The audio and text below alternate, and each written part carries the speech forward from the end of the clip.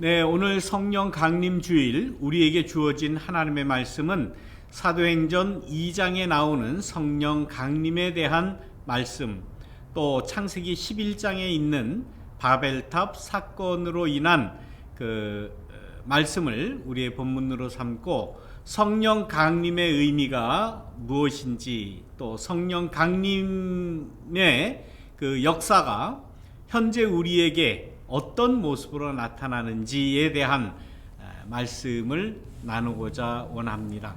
예수님 십자가 달리신 이후에 예수님을 따르는 많은 무리들은 많은 겁에 질려 있었습니다. 제자들은 다 도망갔었고, 또 몇몇 여인들만이 마지막으로 예수님의 무덤을 지킬 수밖에 없는 그러한 아주 모든 그 모임이, 예수 공동체가 정말 파괴되는 듯한 그러한 모습이었습니다. 그러나 예수님은 부활하셨고, 그 부활하신 예수님의 모습을 많은 제자들에게 보이셨을 때에, 또 많은 예수님을 따르는 무리들에게 보이셨을 때에 그 무리들은 다시 힘을 얻을 수 있었다. 부활하신 예수님을 그때서야 확신할 수 있었다. 그래서 겁에 질리고 다 도망을 하다시피 또 와해되다시피 한 그 예수 공동체는 부활하신 예수님을 만난 이후에 조그마한 그 회생의 실마리를 잡을 수 있었던 겁니다. 지난 부활절 때도 말씀드렸지만 예수님의 부활이 로마 총독에게나 또 대제사장들에게나 또 정치 지도자들에게나 이런 사람들에게 나타났다면 공식적으로는, 세상적으로는 더 확실하게 그 예수님의 부활을 나타낼 수 있었을 겁니다. 그러나 예수님은 그렇게 하지 않았습니다. 예수님을 따르던 이름도 없는 그러한 아무 존재도 없는 것 같은 그러한 사람들에게 역시 예수님은 부활의 모습으로 나타나신 겁니다. 예수님은 이 땅에 오실 때도 역시 가장 미천한 목자들에게 먼저 그 모습을 보이셨던 것과 같이 부활하신 예수님의 모습도 정말 존재도 없이, 정말 빛도 없이, 아무런 누구 하나 바라보지 않는 그런 존재 없는 것과 같은 미미한 사람들에게 나타나셨고, 그뿐만 아니라 그들이 부활하신 예수님을 만난 이후에 다시금 자신들도 알 수 없는 어떤 힘에 이끌려서 한데 모이기 시작을 했다는 거죠. 일단은 모였다는 겁니다. 그리고 모인 자리에서 예수님에 대한 기억을 다시 되살려내고, 예수님을 기억하고 예수님을 생각하고 예수님의 말씀을 다시금 생활화하기 시작했다는 겁니다. 그 대표적인 모임이 바로 마가의 다락방에 모인 120여 명의 그 예수님을 따르던 무리들에게 나타나신 겁니다. 그 무리들이 모여서 거기에서 사도행전 1장에 있는 말씀을 우리가 보면 서로 모여서 뭐 했다고 그랬습니까? 마음을 같이 해서 기도했다. 마음을 같이 해서 서로 위해서 기도했다라면, 마음을 같이 하는 그러한 역사, 이게 중요한 겁니다. 뜻을 모았다. 마음을 같이 했다. 서로 영적으로나 혹은 어떤 모습으로나 서로 이렇게 교류가 이루어졌다는 거죠. 서로 이해가 됐다는 거예요. 서로 뜻이 통했다는 거예요. 그래서 기도를 함께 했고, 모이기에 전혀 힘썼고 기도하기에 힘썼고, 그런 가운데 그 이후에 그야말로 자기들도 알 수 없는 어떤 큰 힘에 휩싸이게 되었다는 거죠. 그것을 오늘 사도행전 2장에서는 어떻게 표현합니까? 하늘에서 세찬 바람이 부는 것과 같은 큰 소리가 났고 소리가 들렸고 온 집안 온 집안의 그 바람과 소리, 어떤 불이 갈라지는 것과 같은 그런 현상이 그들에게 쏟아져 내려왔다는 거죠. 어떤 현상인지 알 수가 없죠. 물론 특별한 영적인 체험이다, 이렇게 볼 수가 있는 것입니다. 그래서 성령이 가득하게 됐다는 거죠. 그래서 그 이후에 그 모였던 그 예수를 따르던 사람들이 성령이 시키는 대로 했다라는 거예요. 자기 마음대로 하지 않았어요. 자기들이 체험한 어떤 그 영적인 그러한 현상들, 뭐 바람이 불고 불이 갈라지는 것과 같고 뭐 이러한 그 현상들에 대해서 나는 뭐 하늘의 큰 뜻을 받았다, 혹은 뭐 하늘의 그 기운을 받았다, 이렇게 자랑하지 않았어요. 오늘 사도행전 2장 4절 말씀 보면은 분명히 이야기합니다. 성령이 시키는 대로, 자기 마음대로가 아니에요. 자기의 어떤 경험이나 자기의 체험, 그것을 강조하거나 자랑하지 않았어요. 성령이 시키는 대로. 그렇다면 오늘 우리가 성령 강림주의를 맞이해서 우리가 해야 할 일은 뭡니까? 성령이 시키는 대로 하는 거예요. 말씀이 시키는 대로, 하나님이 명령하신 대로, 예수님이 하신 그대로 따라가는 것이 성령 충만한 자, 성령 가득한, 성령이 인도하는 그러한 교회의 모습이 아니겠습니까? 세상 우리 사람들은 다 나름대로의 계획을 가지고 있습니다. 나름대로의 그 개인적인 뜻을 세울 수가 있어요. 그러나 그 뜻이 과연 성령이 시키는 뜻인가? 이것은 우리가 잘 살펴봐야 됩니다. 자기를 성찰을 해야 돼요. 믿는 사람이라면 내가 하나님의 이름으로 내가 예수님을 앞장 세워서 성령의 뜻을 받아서 한다라고 하지만 과연 이게 성령이 시키는 바인가? 하나님이 하라고 하시는 바인가? 예수님도 이렇게 하셨는가라는 것은 다시 한번 우리가 성찰을 해야 된다는 사실이에요. 대표적인 것 한 가지만 오늘은 말씀을 드리려고 해요. 오늘 사도행전 2장에 나오는 그 말씀과 같이 성령이 시키는 대로 많은 사람들에게 하나님의 일을 이야기하고 예수 그리스도의 복음을 전파했던 이 사도들과 예수를 따르던 이 무리들, 오순절 성령을 체험했던 이 무리들이 했던 것은 뭡니까? 그야말로 하나님의 뜻을 전하는 거였죠. 예수님에 대한 예수님의 복음을 전하는 거였죠. 예수님은 어떤 사람인가? 어떤 말씀을 하셨나? 어떤 하나님의 나라, 곧 어떤 우리의 그 사회의 삶을 우리가 이끌어가야 되는가? 이런 것을 전한 거예요. 자기의 개인적인 종교적인 체험을 전하는 것 아니에요. 그런데 거기에는 성령이 시키는 대로 했기 때문에 여러 나라 말로 의미가 통하게, 뜻이 통하게 이야기할 수 있었다는 겁니다. 어떻게 그것이 가능한지 모르는 거예요. 어떻게 압니까? 몰라요. 아니, 저 사람들 본문에도 나와 있지 않습니까? 2장 8절인가요? 7절 마지막에 뭐라 그럽니까? 아니, 저 사람들 갈릴리 사람들 아니냐? 갈릴리 사람 그러면 다 모든 사람이 보편적으로 알기에 첫째, 무식한 사람. 그야말로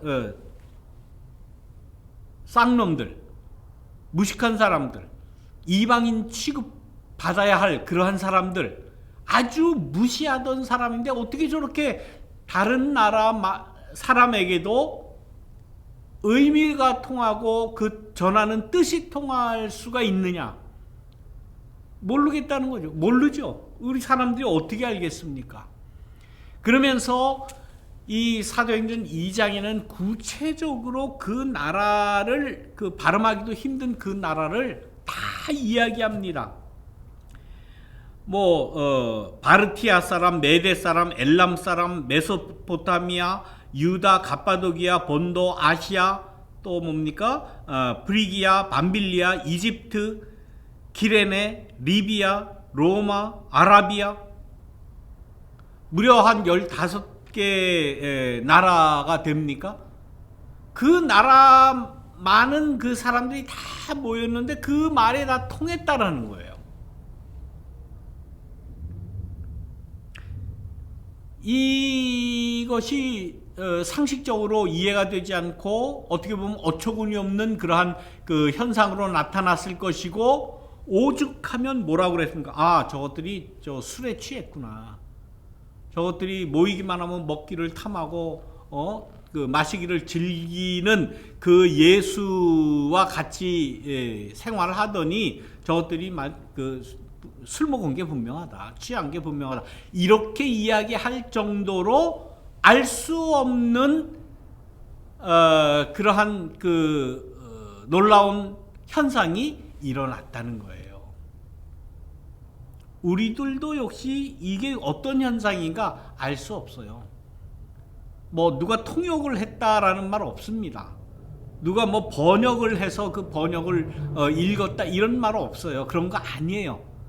여기에서 우리가 분명히 알 수 있는 것은 어떤 현상인지는 모르지만 어떻게 이것이 가능하느냐, 언어학적으로 과학적으로 설명을 해라. 이건 설명은 안 되는 거죠. 그러나 이 현상에서 분명히 나타날 수 있는 것은 의미가 소통이 됐다는 거예요. 의미를 알 수 있었다는 거예요. 언어가 달라도 다른 지방 사람이라도 의미가 통했다는 거예요. 여기에서 중요한 건 의미가 서로 통했다라고 하는 그 사실입니다. 이것이 성령의 능력이고 성령의 역사고 성령의 화합하게 하시는, 또 서로 소통하게 하시는, 다른 나라 사람, 인종이 다를지라도, 다른 나라 사람일지라도, 언어가 다를지라도, 피부 색이 다를지라도, 어떤 다른 다양성일지라도 일치를 이룰 수 있었다라는 그러한 그 특징이에요. 성령 강림의 가장 큰 특징은 바로 이겁니다. 그런데 이것을 초대교회 때부터 오해를 한 것 아니에요. 여러분들 방언 그러면 뭘 생각하세요? 그냥 기도하다가 방언 받았다고 이제 그런 분들이 많이 있죠. 그러면서 방언 하는 거 여러분들 들어보셨는지 모르지만은 들어보면 무슨 말인지 몰라요. 의미가 통하지 않습니다. 심지어 자기도 몰라요. 방언 한다는 사람들의 이야기를 들어보면 알 수 없는 어떤 그런 기괴한 음성이 나온 거예요. 근데 그것을 우리는 그냥 방언이라고 그래요. 그냥 통상 방언이라고. 기도하다가 나온 거니까 방언이겠지. 내가 뭔가 하나님 앞에 간절히 기도하는 가운데 성령의 은사로 방언을 받았다라고 그렇게 이야기를 합니다. 초대교회도 그런 현상이 있었고 그것을 방언이라고 했고, 그 일이 초대교회 때부터 지금까지 교회의 하나의 뭡니까? 문제로 지금 계속 내려오는 거 아니에요. 오직 이게 문제가 됐으면 사도 바울도 방언하는 사람은 조용히 해라. 방언한다고 떠들지 마라. 조용히 해라. 알 수 없으니까 그것도 하나의 은사인 것 같은데, 그제 제일 나중에 이렇게 취급해야 할, 제일 마지막으로 카운트해야 할 그런 은사니까 조용히 해라. 그런 거 아닙니까? 지금도 각 교회에서 방언 기도하다 방언 터졌다고 올랄랄랄랄라 올랄랄라 이런 사람들 때문에 문제가 생기는 경우가 얼마나 많아요. 성령의 능력, 성령의 역사는 소통하는 역사거든요. 뭔가 말이 통하고 의미가 통해야 그것이 성령의 은사지, 나도 모르는데 무슨 말을 하는지도 모르는데 그게 성령의 은사라고 우긴다고 그게 성령의 은사가 되는 게 아니라는 거예요. 단적으로 아니에요. 성령의 은사가 되려면은 오늘 사도행전 2장에 나오는 이 말씀과 같이 의미가 통해야 돼요. 뜻을 알아야 돼요. 서로 수긍이 가야 돼요. 그래야 그것을 성령의 은사라고 그러지. 나는 방언 받았어, 나는 은사 받았어, 나는 당신보다 영빨이 세, 뭐 이런 소리를 하는 거 아니에요. 그거는 성령의 은사라고 볼 수 없는 거예요. 그건 방언이라고 하면 안 됩니다. 전 세계의 모든 종교에서 나타나는 어떤 정신적인 혹은 종교적인 어떤 집중을 했을 때에 생겨나는 정신적 혹은 신체적인 변화 중에 하나다. 이것이 가장 정확한 과학적인 정신분석학적인 표현이에요. 알 수 없어요. 그걸 어떻게 압니까? 소통이 안 되는데, 뭔지를 모르는데 그걸 성령의 은사라고 하나님이 내려주셨다고 주장을 하고 강조하고, 나는 당신보다 영적으로 한 수 위네 아래네 뭐 이러면서 하는 것은, 그것은 하나님의 뜻도 아니고 성령의 능력도 아니고, 그것은 교회 내에서 방언이라고 자랑할 수 있는 것도 아니라, 사도 바울도 자랑하지 말라고 그랬잖아요. 근데 그것이 아직까지도 그것이 문제가 되는 거예요. 교회를 몇 년 다녔는데 왜 이 방언도 못하느냐? 그건 성령에 의한 방언이라고 주장을 하면 안 돼요. 그것은 혼자 그냥 가지세요. 혼자 하나님이 나한테 이 방언을 줬나 보다, 그냥 그렇게 하고 마세요.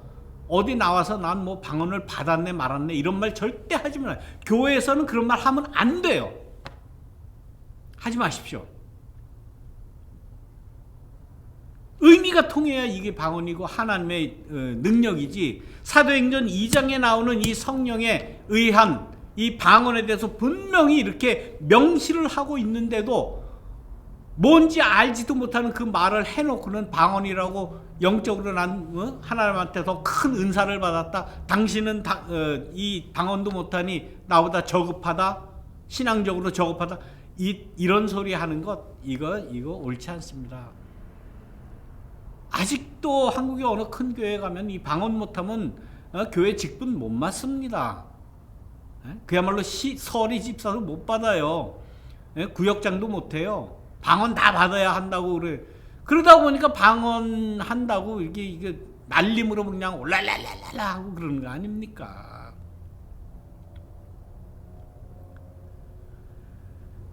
교회를 서로 소통도 안 되는, 의미도 통하지 않는 이러한 어떤 언어적인 현상을 가지고 교회를 하나로 만들려고 하는 그러한 이 현대판 바벨탑주의자들, 저는 그렇게 불러요. 현대판 바벨탑주의자라고 불러요.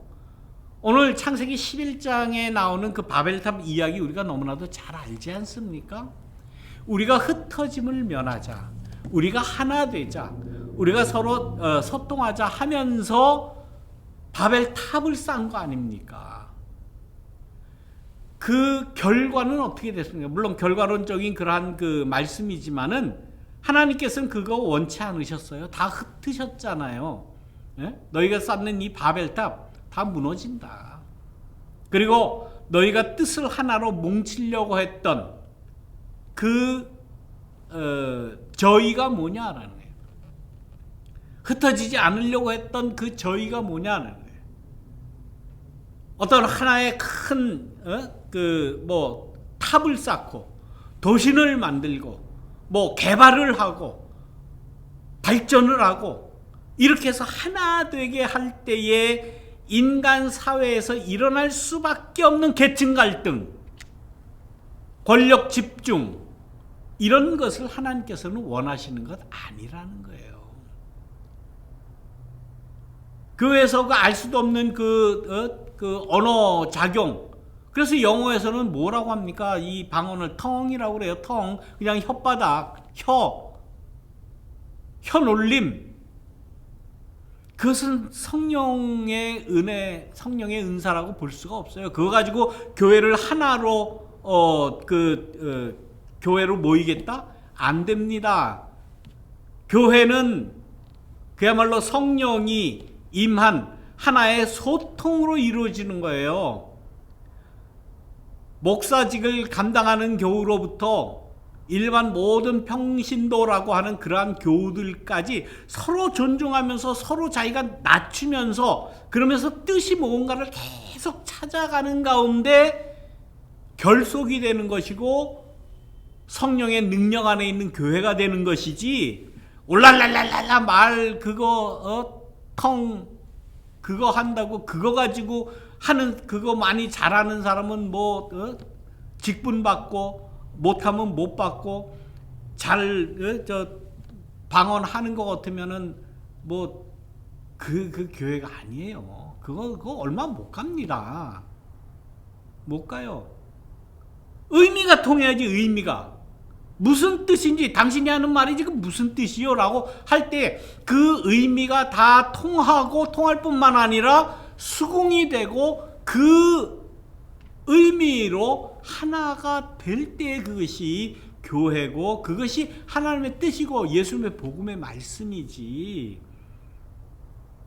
나는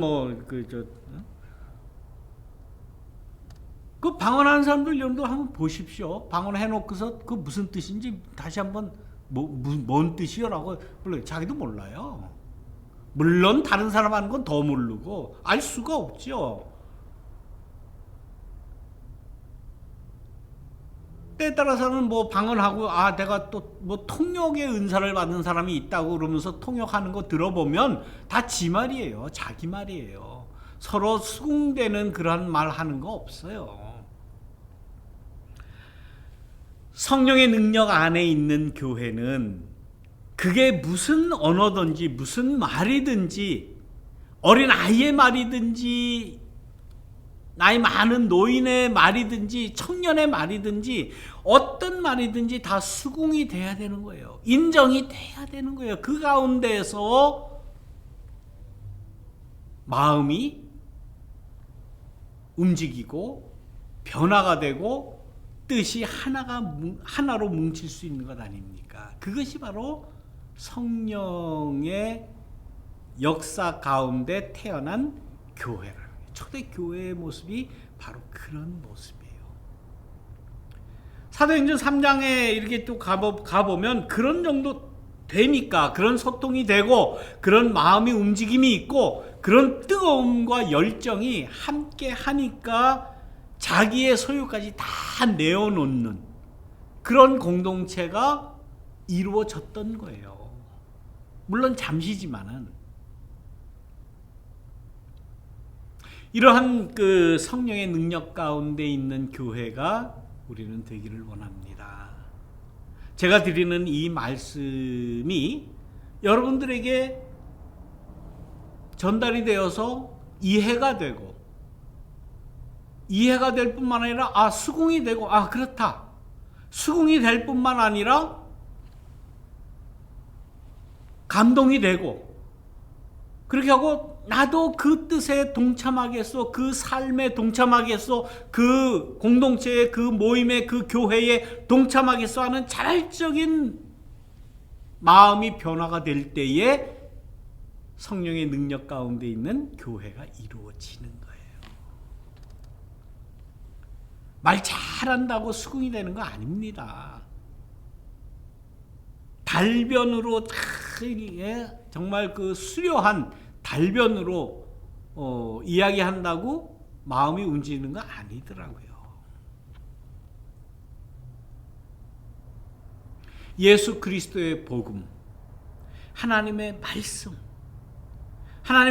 예수님의 그 복음, 그것이 무엇인가를 알기 위해서 계속해서 살펴보고 공부하고 추구하고 체험해보고 하는 그런 가운데 우리의 삶이 이루어지는 것 아니겠습니까?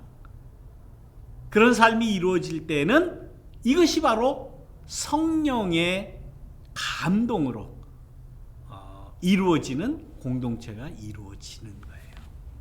우리 사우스베이 장로교회는 그런 교회가 되기를 원합니다. 말은 아름답게 할 수 있어요. 말은 뭐 그야말로 아주 수려하게, 아주 폼나게, 아주 고상하게 할 수 있어요.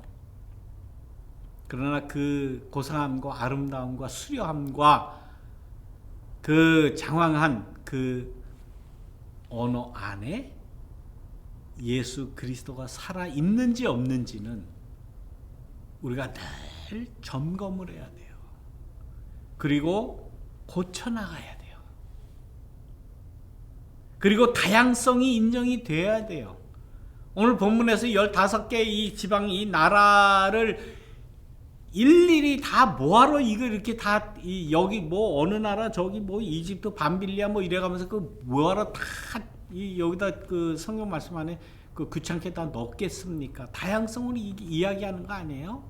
세상 사람 다양합니다. 예, 크게는 남자와 여자가 있고 여자와 남자가 있고 나이 드신 어르신들과 아이가 있고 다 다르잖아요. 나름대로의 취향이 다 다릅니다. 나름대로의 선택권에 의한 그 특징이 캐릭터가 다 틀려요. 심지어는 성적으로도 틀리다는 거 아닙니까? 요즘에는. 예? 그걸 다 인정을 할 때에 이런 소통이 이루어지는 거예요. 이거 인정이 안 되면 소통은 끊어져 버려요. 그러면 그거는 예수 공동체라고 볼 수가 없는 거예요. 굉장히 다양한 그러한 주제로 접근할 수 있는 것이 바로 오늘 성령 강림 주일입니다. 우리는 뭐든지 하나로 통일하고 하나로 다 모이고 하나로 일치시키는 것, 이것 좋은 거 절대 아닙니다. 우리 한국 사람들은 다 그냥 짜장면으로 오늘은 짜장면 통일 그러면 그냥 다 통일하잖아요. 사장님이 나 짜장면 먹고 싶어 그러면 다 짜장 시켜야지. 뭐 거기서 뭐 갑자기 중불 났다고 난 짬뽕 그러면은 어떻게 됩니까? 너 짬뽕 먹고 싶어? 말로는 그렇게 점잖게 이야기하죠. 그러나 그 짜장면 짬뽕 먹는 거 그 하나 가지고도 평가가 돼요. 그 사람 일치를 해치는 자구나, 사장 말에 뜻을 같이 하지 않는 사람이구나 라고 낙인이 찍히게 되고 불이익 받을 수밖에 없는 그러한 환경에서 우리는 지금 평생을 살았다 해도 과언이 아닙니다. 이런 일들이 얼마나 많아요. 교회는 그렇게 되면 안 됩니다. 성령의 능력 안에 있는 교회는 그런 게 아니에요. 모든 다양성이 다 인정되고 다 수긍되고 다 이해되고 다 교회 안에서 포함되어야 합니다. 그러니 이게 힘든 노릇이죠. 이게 어디 쉬운 노릇입니까? 쉽지 않습니다. 그러나 이를 위해서 노력하는 그러한 공동체가 될 때에 성령의 능력이 나타날 수 있다라는 거예요.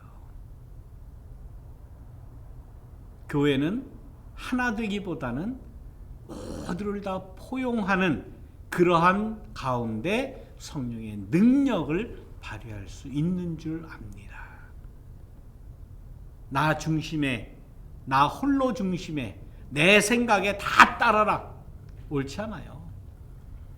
목사가 이렇게 이야기하니까 목사의 생각에 다 따라라. 그렇지 않습니다. 저는 그거 원치 않아요. 여러분들 나름대로의 뭐 생각도 있을 수 있습니다. 다 인정을 합니다.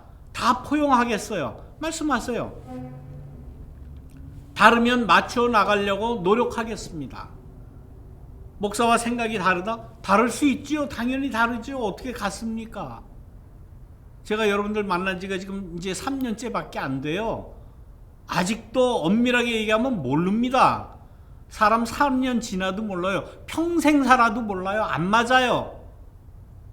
어떤 사람이 그런 이야기를 합니다. 우리는 로또 부부입니다. 그래요. 어떤 부부가 어느 뭐 프로그램에 나와가지고 하는 얘기가 자기네는 로또 부부래요. 아, 이게 뭔 말인가? 알고 보니까 맞는 게 없어요. 맞는 게. 한 번도 지금까지 평생 같이 살았는데 맞은 적이 한 번도 없어요. 그래서 안 맞는 그러한 그 특징이 있기 때문에 그래서 로또 부부입니다. 그런 우스갯소리를 하는 건 들어봤어요. 맞습니다. 둘이 같이 사는 부부도 안 맞아요. 그런데 뭐 교회라고 뭐였다고 해서 다 맞을 것 같아요? 안 맞아요. 안 맞는 건 당연한 겁니다. 그럼 우리는 어떻게 해야 되느냐? 맞추려고 노력을 해야 돼요. 포용하려고 노력해야 돼요. 당신의 생각이 그렇습니까? 라고 받아들일 마음의 자세, 준비, 이런 것만 가져도 그 교회는 화목한 성령의 능력을 발휘할 수 있는 교회가 될 줄 믿습니다. 우리는 완전을 위해서 하나로 뭉치자, 뭐 하나의 무슨 뭐 성을 쌓자, 하나의 교회를 이루자, 이런 생각 저는 없습니다. 목사가 다 맞아요? 오히려 다 틀린다고 하는 말이 맞을 것 같아요. 네. 다 틀릴 수 있어요. 다른 사람 말이 맞을 수가 있어요. 그것을 인정하고 수긍하고 그러나 뜻을 모아보자, 합해보자, 다양성을 인정하자, 모든 다른 의견을 우리 모아보자 하는 그러한 겸허한 마음의 자세만 가지고 있다면 우리가 더 큰 능력을 발휘할 수 있겠다라는 그런 말씀을 이 성령 강림 주일에 해봅니다.